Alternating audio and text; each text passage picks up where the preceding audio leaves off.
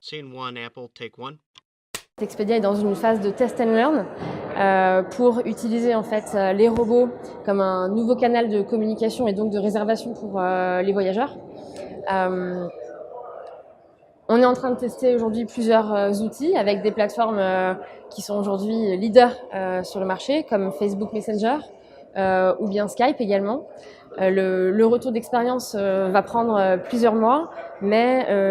en tout cas la première explication pour qu'Expedia soit allé dans cette direction, c'est en effet essayer de toucher cette clientèle et ces voyageurs qui finalement sont toute la journée sur ces réseaux et c'est un moyen aujourd'hui de communication idéal pour les cibler et les attirer. On a vu pendant la conférence une petite vidéo explicative du processus de réservation d'un hôtel à travers Facebook Messenger. Et le process est simple, clair et assez efficace derrière pour l'utilisateur et en termes de conversion pour réserver son hôtel et très fluide parce qu'on lui propose, tout comme sur un site internet, plusieurs options d'hôtels et des critères pour qu'ils puissent avoir un séjour personnalisé. Humain et robot, d'une manière un petit peu plus large,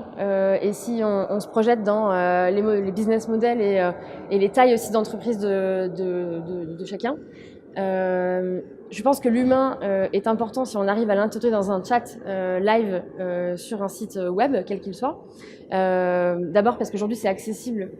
en termes de prix, ça coûte pas forcément très cher, il y a des outils aujourd'hui qui sont disponibles à moindre coût, mais il faut prendre en considération le fait qu'il faut qu'il y ait derrière quelqu'un qui soit là, présent. S'il y a une personne dédiée à